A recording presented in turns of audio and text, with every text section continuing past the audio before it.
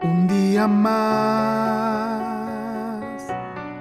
en medio de esta soledad, quiero saber que estás aquí, que viniste para salvar lo que un día se perdió, rescatándome en la cruz, mi Jesús.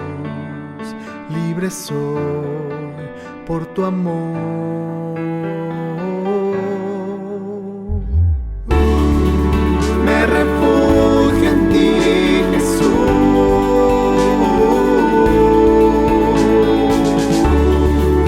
Roca fuerte en mi aflicción.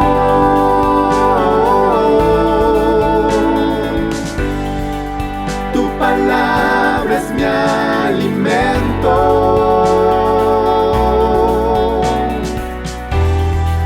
La oración, mi dulce paz.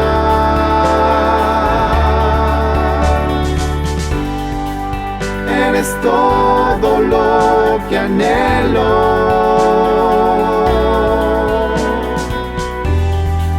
Me refugio en ti, Jesús.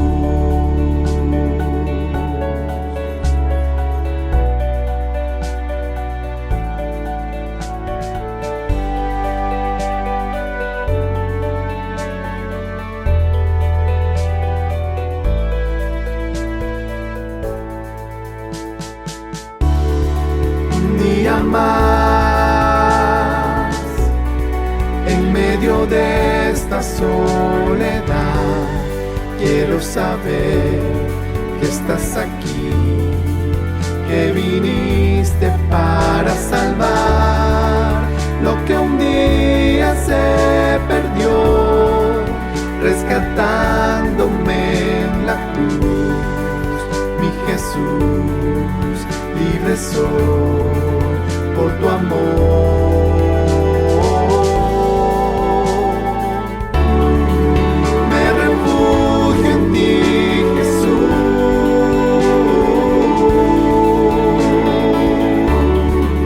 Roca fuerte en mi aflicción.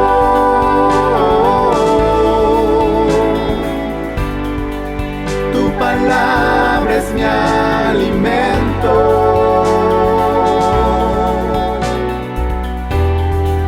La oración, mi dulce paz. Eres todo lo que anhelo.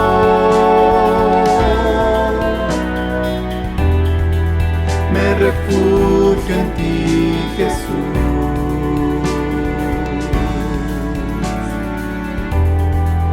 Me refugio en ti, Jesús.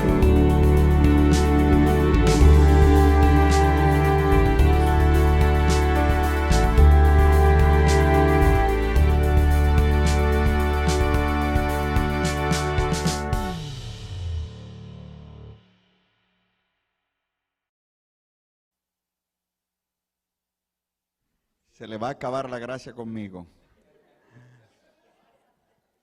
¿Estamos bien?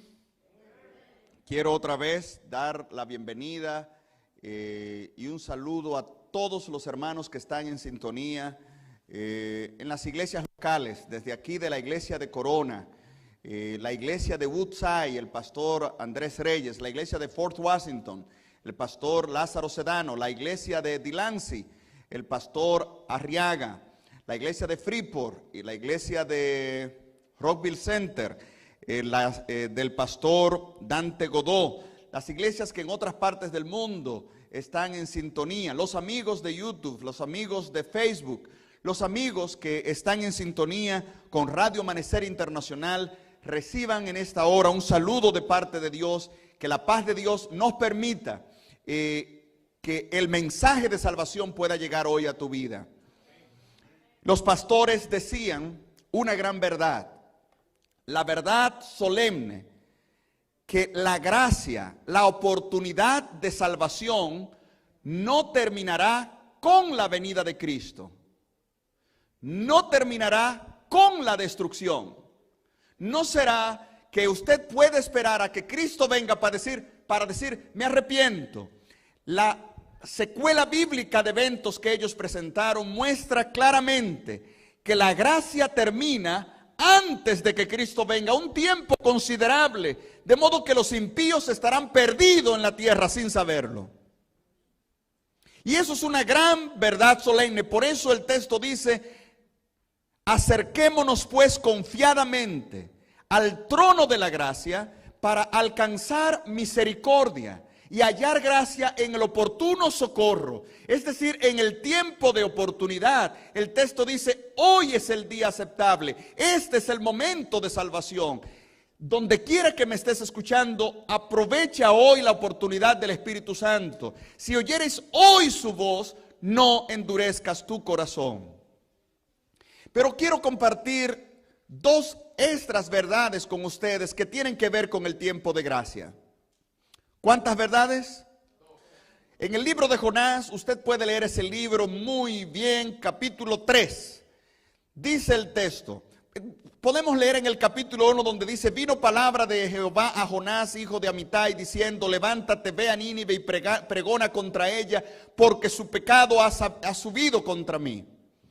Más adelante en el capítulo 3, el texto dice que vino la palabra de Jehová por segunda vez a Jonás diciendo, levántate, ve a Nínive y pregona contra ella. Y el texto dice que Jonás se levantó y fue a Nínive y comenzó a pregonar diciendo, dentro de 40 días Nínive será destruida.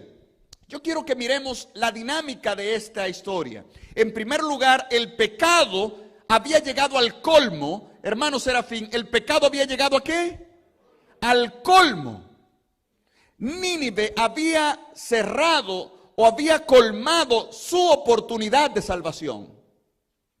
Eso es lo primero. Su pecado ha llegado hasta mí. Eso nos recuerda a Sodoma y Gomorra. Cuando el texto dice en Génesis 18, el pecado de Sodoma y Gomorra ha llegado hasta mí. El clamor de Sodoma y Gomorra. Es decir, su pecado ha llegado al tope. Llega un momento en que el límite de pecados es más de lo que puede ser soportado. Eso es lo primero. Segundo, cuando ese límite de pecado llega al tope, la persona o la nación cuyo pecado llegó al colmo está destinada a perdición. Y número 3, Dios sin excepción, recuerden eso, sin excepción, Dios siempre, sin excepción, antes de la destrucción envía un mensaje. 3 cosas he dicho. Número 1, el pecado llega ¿hasta dónde? Al límite. Eso indica que tú no puedes pasar la vida. No, llega a un límite. Hay un límite más allá del cual la misericordia de Dios no te puede alcanzar. Número 2, cuando ese límite llega, tú quedas destinado a la perdición. Y número 3, en el momento final, cuando el límite casi está llegando, Dios envía un mensaje de amonestación. Nínive le quedaban 40 días para que su pecado llegara al colmo, para que la destrucción cayera sobre ella. Pero 40 días antes, ya casi ahí, Dios envió un mensaje de salvación. La última oportunidad de salvación para Nínive. ¿Está clara la palabra de Dios? Vamos a poner otro ejemplo. Y vayan conmigo al Evangelio según San Mateo capítulo 23. Evangelio según San Mateo capítulo 23. Jesús está hablando con los líderes de la nación judía que han rechazado el mensaje de salvación.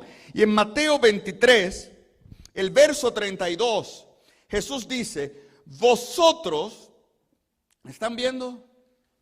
Vosotros también llenáis la medida de vuestros padres. ¿Qué significa llenáis la medida de vuestros padres? Está hablando de la medida de los pecados. Eso indica que la nación judía estaba poco a poco acumulando pecados y estaban llegando a la medida, al tope. ¿Captamos el punto? En 2 de Crónicas 36 el texto dice, hasta que vino el furor de Jehová contra su pueblo y no hubo ya remedio. Y aquí encontramos Aquí encontramos claramente que ellos están llegando al tope de sus pecados. Hemos hablado de 3 principios, que uno llega al tope. Cuando uno llega al tope, ¿qué viene? La destrucción. Versículo 35.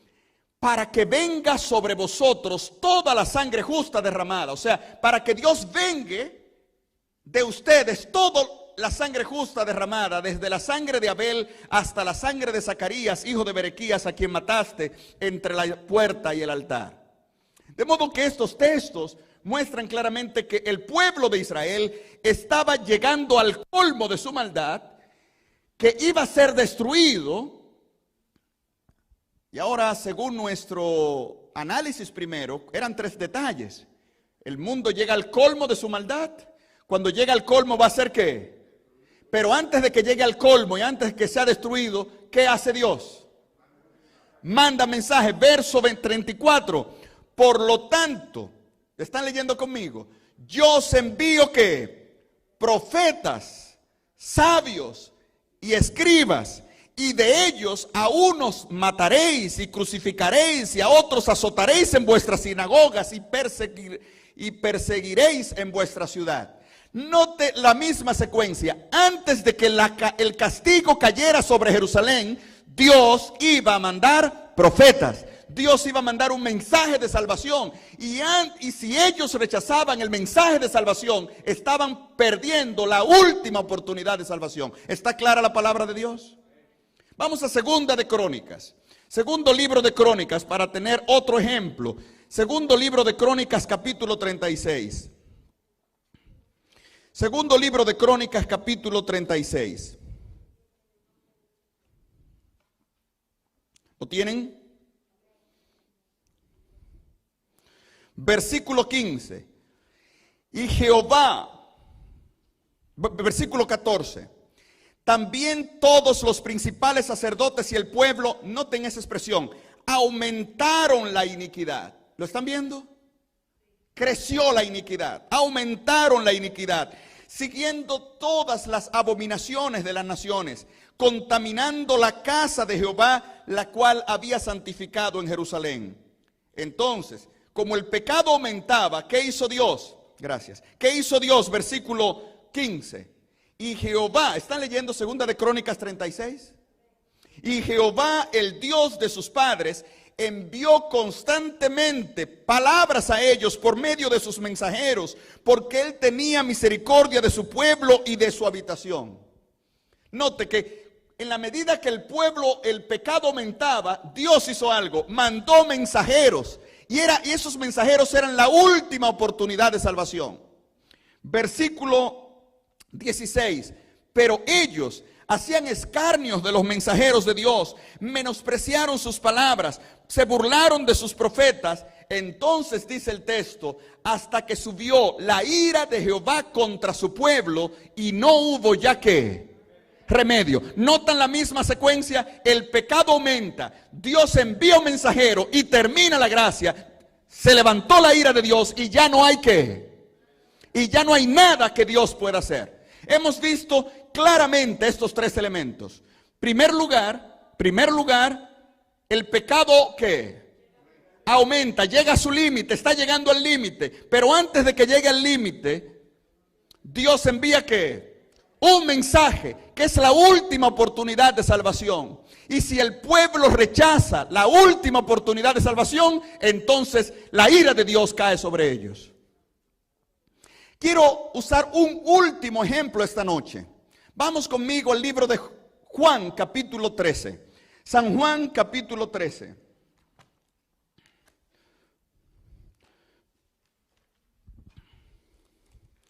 San Juan, capítulo 13.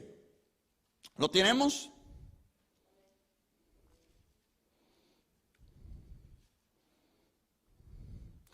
Voy a leer el verso 2. ¿Lo tienen?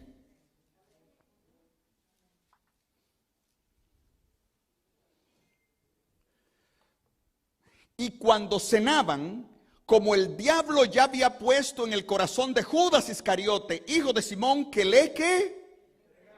entregase. Aquí estamos viendo el elemento 1. Judas. Vamos a ver lo mismo que vimos en Nínive, lo mismo que vimos en Jerusalén antes del exilio babilónico, lo mismo que vimos en Jerusalén antes de ser destruida en el Nuevo Testamento. Ahora lo vamos a ver en una persona. Judas está planificando vender ¿a quién? A Jesús. Era un discípulo cualquiera, era un cristiano cualquiera, era un departamento en la iglesia, era el tesorero de la iglesia, era el hombre de confianza de Jesús. Sin embargo, en su mente había traición. Como muchos de los que están presentes, muchos de los que me están oyendo, hoy cristianos, un día, quién sabe, serán de los enemigos del pueblo de Dios. Y ahora Judas, que no aceptó a Cristo, que no fue santificado por la presencia de Cristo, 3 años con Cristo, pero no dejó que Cristo lo cambie. Y debo decirte, si tú no permites que la obra y presencia de Dios en tu vida te cambie, irremediablemente serás un enemigo de Cristo. Y como Judas no se dejó transformar por Cristo, terminó siendo usado por Satanás. Dice, el diablo puso en su corazón vender a Jesús. De modo que ahora Judas da un paso. Primero era un discípulo fiel. De paso, Judas fue de los que echó demonios, de los que hizo obra misionera, de los que Jesús mandó. Pero había dudas en su corazón, rechazo del mensaje, rechazo de Cristo. Y de repente ahora, él se coloca más allá cuando él dice, voy a vender a Jesús.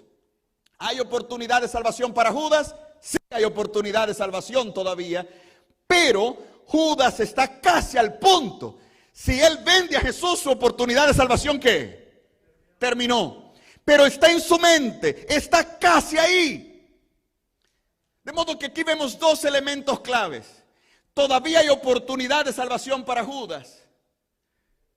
Si Judas sigue en su plan satánico, la oportunidad de salvación se va. Pero antes de Dios ver a Judas perderse, Dios tiene que hacer algo para salvar a Judas, porque Dios nunca destruye sin dar una oportunidad de salvación. Vamos al versículo 26 y 27. Voy a leer desde el 24. Jesús había dicho que uno de ellos le iba a entregar. En el 24 dice, a este pues hizo señas Simón Pedro para que preguntase quién era aquel de quien hablaba. Él entonces, recostado cerca del pecho de Jesús, le dijo, ¿quién es? Y respondió Jesús, a quien yo diere el pan que mojado, ¿a qué es? Oiga, vamos a pensarlo por un momento. Jesús, Juan está recostado de él y dice, Jesús, ¿quién es? Judas está del otro lado. Jesús puede hacer así. ¿Sí o no? Así hacemos nosotros. O Judas puede hacer, Jesús puede hacer, ¿cómo está Judas? Hacerle Juan. Jesús puede hacer 1000 formas de mostrarle a Juan que Judas es el traidor. Pero Cristo no está solo interesado en delatar a Judas. Cristo está interesado en salvar a Judas todavía cuando casi él está perdiendo su gracia. Por eso Jesús dice, lo último que voy a hacer por Judas es darle el pan en la boca. Ahora, imagínese, esto es algo glorioso. El Dios del cielo, hecho hombre, Jesús, tomar pan y decirle Judas y entrarlo en la boca. Hermanos, eso es para derretir a cualquiera. Judas en su mente está planificando vender, traicionar a Cristo, y ahora ese que él está planificando toma pan y lo entra en la boca de Judas. Mira, Judas como si fuera un bebé. En otras palabras, en el momento de mayor peligro para Judas, Jesús le dio la mayor muestra del amor. ¿Está claro eso? Ahora bien, si tú rechazas la última muestra del amor de Dios, entonces queda a merced de Satanás. Versículo 27. ¿Lo tiene? Y después del bocado, ¿qué pasó con Judas? Oiga, ¿qué dice el texto? Satanás entró en Judas. al Judas no aceptar el pan que Cristo le daba, al Judas no aceptar el mensaje de oportunidad, su última oportunidad, Jesús dándole el pan, rechazó su última oportunidad de salvación y en vez de entrar la salvación, entró Satanás en él. Hermanos, ¿está clara la palabra de Dios? Eso indica que si seguimos el patrón, antes de que la gracia termine para el mundo, Dios le va a dar al mundo, como nunca antes, una oportunidad de salvación. Antes de que la gracia termine sobre el hombre, Dios va a motivar lo que le llamamos el fuerte pregón, la mayor predicación, de mayor alcance en la historia de la humanidad, para que cada alma tenga una prueba del amor de Dios, y rechazando esa prueba del amor de Dios, te salvas o Satanás toma posesión de ti y estás perdido para siempre. ¿Está claro la palabra de Dios? Ahora quiero pasar a otros detalles. Quiero que vayamos al libro de Levítico capítulo 9. Levítico capítulo 9. Y aquí vamos a descubrir, y voy a hacer un disclaimer, no siempre es así, pero hay una tendencia a que sea así, lo que voy a decir ahora. Versículo 23. Y entraron Moisés y Aarón en el tabernáculo de reunión. Y salieron y bendijeron al pueblo. Y el texto añade, la gloria de Jehová se apareció a todo ¿qué? El pueblo. El principio que quiero establecer, que generalmente es así, es que cuando la gloria de Dios, cápteme esto, se deja ver del pueblo, indica que hay gracia. Cuando la gloria de Dios se deja ver del pueblo, indica que hay ¿qué? Gracia. Cuando la gloria de Dios solo entra al santuario, no hay gracia. ¿Me están captando? Cuando el pueblo puede ver la gloria, hay gracia. Pero cuando la gloria llena el santuario, no hay gracia. ¿Usted me está captando? No hay oportunidad de salvación. Voy a poner otro ejemplo. Aquí vemos que el pueblo vio la gloria. ¿Qué hay entonces? Gracia. De paso, era el primer sacrificio. Dios estaba diciendo, se ha abierto el santuario. Era lo primero que pasaba en el santuario. Se ha abierto la oportunidad de gracia. De modo que el servicio del santuario en Israel comenzó. Levítico 9:24 es la primera vez que se hace un sacrificio. El pueblo viendo la gloria de Dios.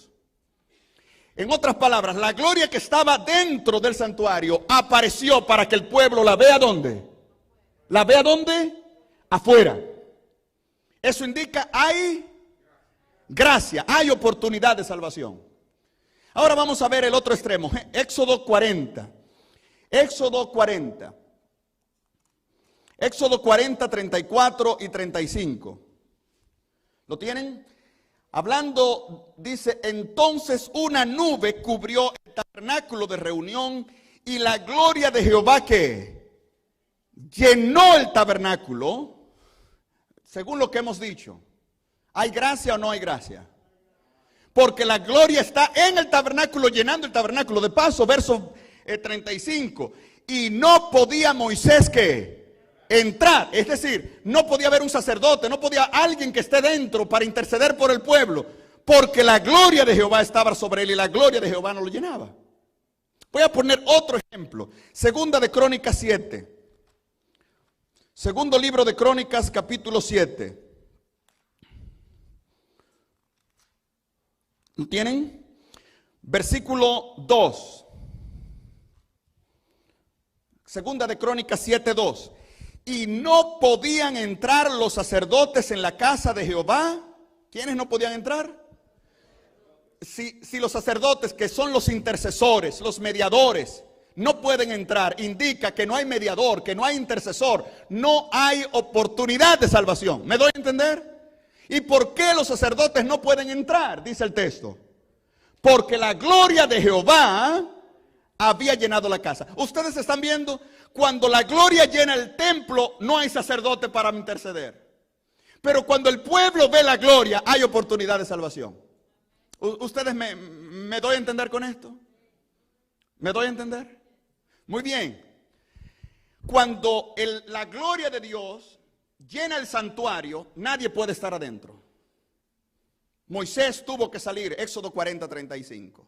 Los sacerdotes no pueden entrar. Ahora, los sacerdotes son los que interceden por el pueblo.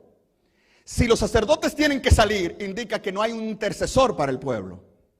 Por lo tanto, cuando la gloria de Dios llena el templo, no hay un intercesor para el pueblo, no hay oportunidad de salvación para el pueblo.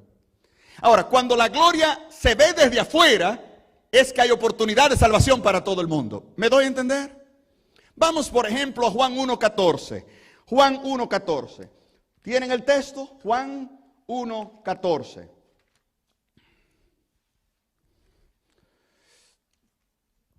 Juan 1:14. Leemos. Y aquel verbo, ¿están leyendo conmigo? Se hizo carne y habitó. La palabra habitó es que no, como hizo un tabernáculo, hizo un santuario. Está hablando el lenguaje del santuario. Habitó entre nosotros. Y ahora el texto dice, y vimos su gloria. Pregunta, cuando el pueblo ve la gloria, ¿hay gracia o no hay gracia? Note que ahora dice, y vimos su gloria. Y lo que sigue es, lleno de gracia y de verdad. Es decir, como podemos ver la gloria, hay gracia para el pueblo. ¿Lo están notando? Cuando el pueblo ve la gloria, cuando la gloria de Dios se manifiesta fuera del santuario, hay gracia. Cuando la gloria de Dios llena el santuario, los sacerdotes no pueden interceder por el pueblo y se acabó la gracia. ¿Está clara la palabra de Dios?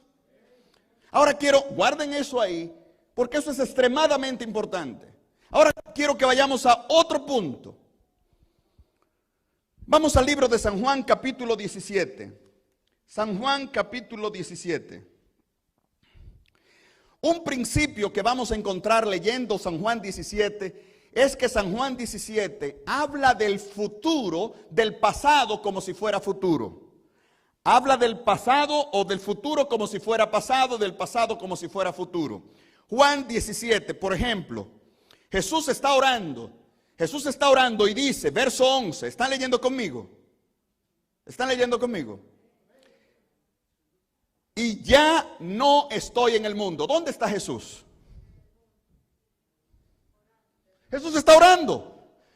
Pero Él está diciendo, ya no estoy en el mundo. Porque eso es otro tema hermoso. Pero Juan habla de lo que va a pasar como que ya pasó. ¿Me doy a entender? Jesús no ha subido al cielo, pero dice, ya no estoy en el mundo. De paso dice, ya no estoy en el mundo, más estos están en el mundo y yo voy a ti. O sea, Él reconoce que Él no ha ido, que Él va, pero ya dice que no va, que no está en el mundo. Otro verso 12. Cuando estaba con ellos en el mundo, yo los guardaba en tu nombre. Jesús está en el mundo todavía, no se ha ido, pero dice, cuando yo estaba con ellos. Lo que quiero que noten es que Juan 17 habla de lo que va a pasar como que ya pasó. Con eso en mente, vemos algo que estaba en el futuro en el tiempo de Jesús, pero que Jesús lo menciona como que está en el pasado. Juan 17, 22, ¿qué dice? Juan 17, 22. La gloria que me diste, yo les he dado para que sean uno, así como nosotros somos uno. Esto es importante y profundo. Jesús dice, les he dado la gloria. Pero recuerden, cuando Jesús en Juan 17 habla de el pasado, en verdad está hablando del... ¿Estamos claros? ¿Es Sichero el único que me está oyendo?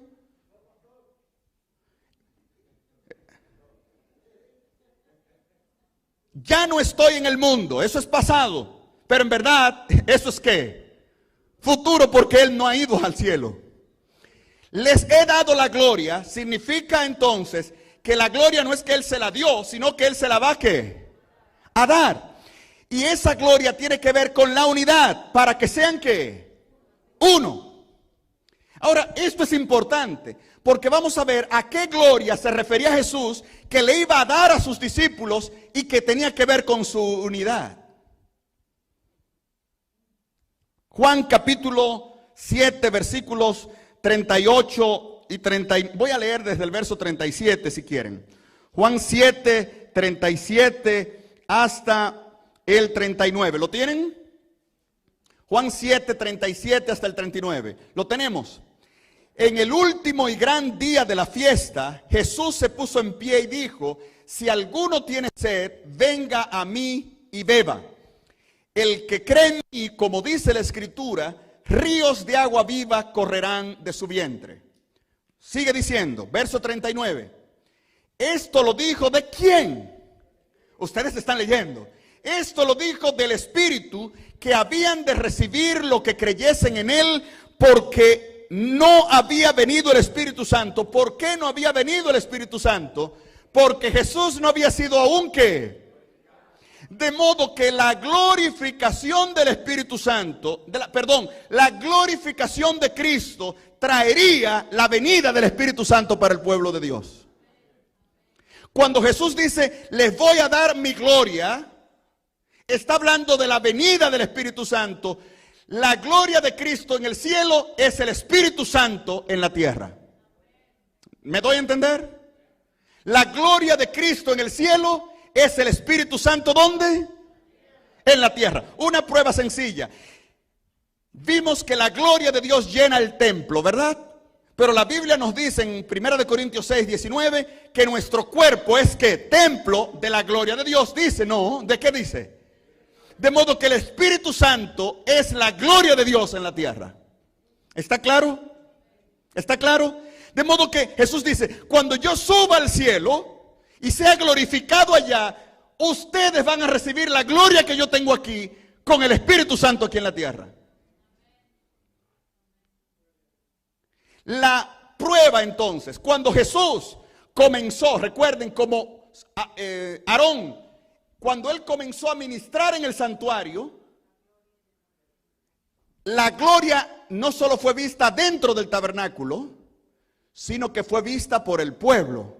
Lo que indica que cuando Cristo comenzó a ministrar en el santuario celestial, la gloria no solo iba a ser vista en el cielo, sino que el pueblo en la tierra la iba a ver. Y el día que Jesús comenzó a interceder por el hombre en el santuario celestial, ese mismo día se derramó el Espíritu Santo en la tierra. Y el texto de Hechos capítulo 2 dice, llegaron los días del Pentecostés y estaban todos unánimes. Recuerden que Jesús dijo, le daré mi gloria para que sean uno. De modo que se refería a la llegada del Espíritu Santo. Cristo comienza a interceder por el hombre en el cielo, entonces le da la gloria al hombre. El hombre puede ver la gloria de Cristo. ¿Cómo puede ver el hombre la gloria de Cristo? Con una manifestación del Espíritu Santo en la tierra. ¿Y qué pasó con esa manifestación del Espíritu Santo? Cada día se convertían miles a la predicación del Evangelio. ¿Hasta aquí me he dado a entender? ¿Está clara la palabra de Dios? Ahora vamos al libro de... ¿Cuál le doy primero? Vamos al libro de Ezequiel primero. Capítulo 43. Ezequiel 43. ¿Lo tienen? Ezequiel 43. ¿Lo tenemos? Yo sé que tarda mucho en llegar. Ezequiel 43. Ezequiel está después de Génesis en algún lugar. Antes de Primera de Juan en algún lugar. Ezequiel 43. Antes de Daniel. Perfecto. Versículo 1. Me llevó a la puerta que mira hacia el oriente. Versículo 2. Y he aquí que la gloria del Dios de Israel que venía del oriente, y su sonido era como el sonido de muchas aguas. La Septuaginta dice, era oír la voz de muchas aguas.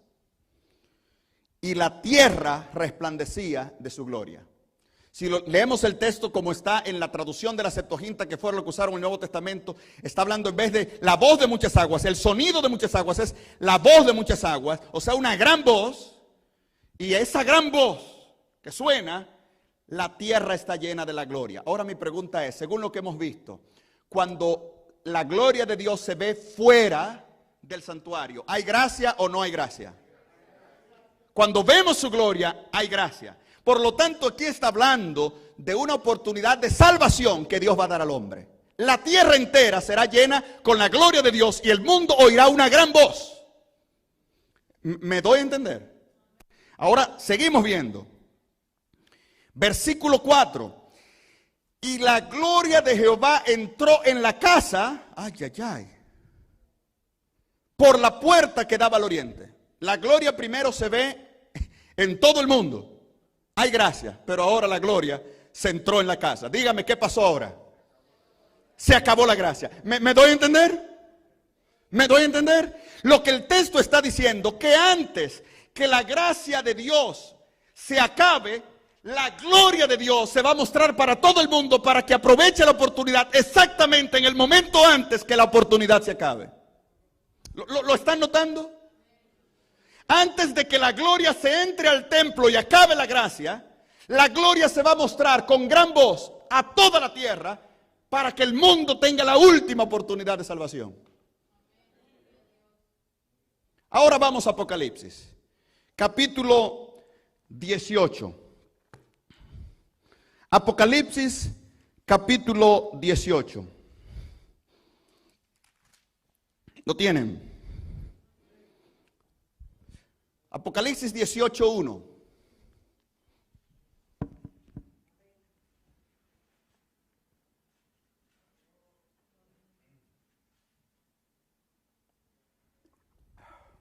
Leemos. Después de esto, vi a otro ángel descender del cielo con gran poder. Y ahora el texto añade, y la tierra fue alumbrada con su... Mi pregunta, ¿hay gracia o no hay gracia? Aquí Apocalipsis está hablando de la última oportunidad de salvación que se le está dando al mundo. La tierra será llena de la gloria de Dios. Y la prueba que es ya la puerta se está cerrando es el verso 4. El verso 4 dice, y oí otra voz del cielo que decía, salid de ella o de Babilonia, pueblo mío, para que no seáis participantes de sus pecados, ni recibáis parte de sus plagas. Note que la tierra es alumbrada con la gloria de Dios, precisamente cuando el mundo va a ser destruido. Y Dios está diciendo, salgan para que no sean destruidos con él. De modo que la gloria de Dios, que es el Espíritu Santo, aquí en la tierra, iluminará al mundo precisamente antes de que la gracia termine. Lo que indica que cuando Cristo comenzó a interceder por el hombre en el santuario celestial, la gloria de Dios, el Espíritu Santo en la tierra, iluminó al mundo y miles se convirtieron. Pero de la misma manera, cuando Cristo esté a punto de salir por interceder, la gloria de Dios va a manifestarse para que sea el último mensaje de amonestación al mundo. ¿Está clara la palabra de Dios? Apocalipsis 16 nos dice entonces lo que pasará después que la gloria de Dios que ilumina al mundo, ¿qué va a pasar? Apocalipsis 15, versículo 8. Apocalipsis 15, versículo 8. ¿Lo tienen? ¿Lo tienen? Y el templo se llenó de humo. ¿Por qué se llenó de humo? Por la gloria de Dios. Díganme una cosa, ¿qué se llenó ahora? ¿El templo o la tierra? Cuando la gloria de Dios llena la tierra, es que el Espíritu Santo está predicando el último pregón, Apocalipsis 18. Pero si la gloria está limitada al templo, indica que la gracia, ¿qué? Se terminó. Y aquí el texto habla entonces, el templo celestial se llenó de humo por la majestad de Dios y por su poder. Y el texto añade, y nadie podía entrar en el templo hasta que fuesen cumplidas las 7 plagas de los 7 ángeles. Es decir, de la misma manera que en 2 de Crónicas 7:2 los sacerdotes no pueden entrar, o en Éxodo 40:35 Moisés tuvo que salir Jesús saldrá del santuario celestial cuando la gloria de Dios llene el templo y no habrá intercesor para el hombre. Y dice el texto, y eso seguirá hasta que se cumplan las 7 ¿qué? Lo que indica que cuando Cristo salga del santuario, cuando la gloria de Dios llene el santuario, lo que queda para el hombre son las 7 plagas. Hermanos, ¿ha sido clara la palabra de Dios esta noche? Antes de que la gracia se termine, Dios va con el Espíritu Santo derramar la lluvia tardía, el Espíritu Santo sobre cada hijo de Dios consagrado, que haya tenido el sello de Dios, a proclamar el último mensaje de amonestación, dándole la última esperanza, la última oportunidad de salvación al hombre. Y si el hombre no recibe la oportunidad de salvación, la gloria que llena la tierra entrará al santuario y la gracia acabará para el hombre. Hoy es el día aceptable. Este es ahora el momento de salvación.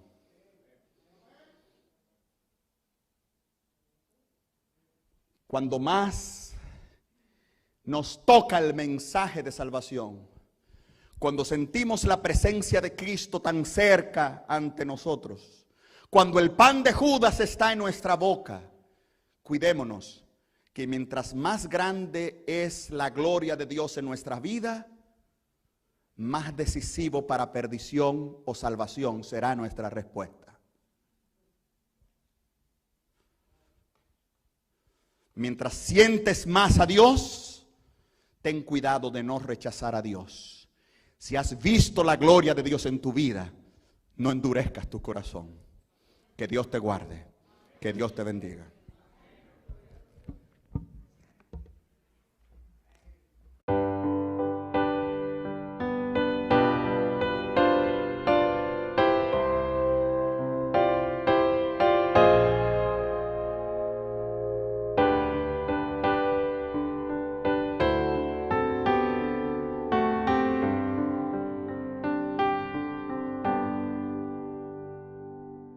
Oh Señor, escucha mi oración.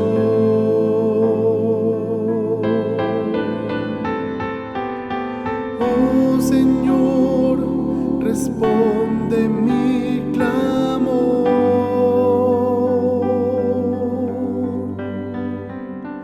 Mis súplicas serán oídas hoy. Gracias te doy, oh Señor, escucha mi oración.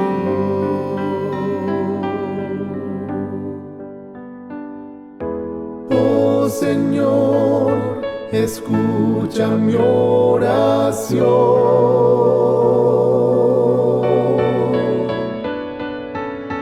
Oh Señor, responde mi